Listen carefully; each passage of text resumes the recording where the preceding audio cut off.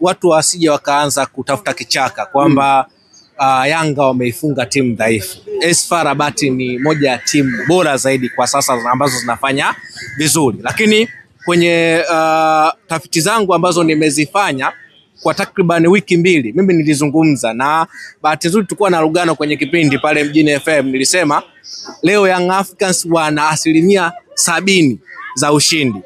Nenda kaangalia kwenye dakika 90.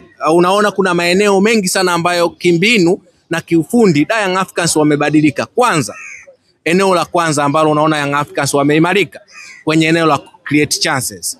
Angalia Young Africans chini ya Romain Folz ilikuwa ni ngumu sana kutengeneza nafasi. Kwa hiyo eneo la kwanza ambalo Young Africans chini ya Pedro Gonçalves amelitendea amelifanyia kazi vizuri ni eneo la kutengeneza nafasi. Ukiangalia kwenye kipindi cha kwanza takriban nafasi 5 za wazi ambazo zimetengenezwa ambazo ni Principe Melero Dube either kuweka mpira kambani na kutengeneza utofauti wa matokeo. Na ile sema ambapo alikuwa ni Maxi mpira Mzingeli.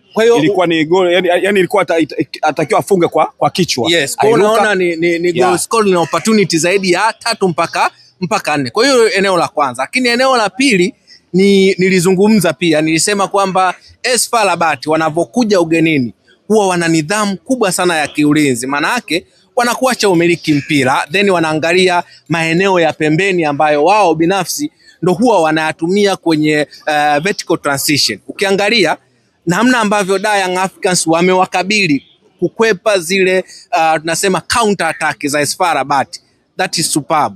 Katika maeneo ambayo walikuwa wana struggle Young Africans chini ya Romain Folz ni kwenye eneo la transition. Ulikuwa unaona asilimia kubwa timu ilikuwa inaruhusu mashambulizi mengi sana kwenye lango la Young Africans. Lakini unaona sasa hivi na mechi ambavyo imechezwa kulikuwa na chance chache sana ambazo AS FAR Rabat walifanikiwa kuzitengeneza.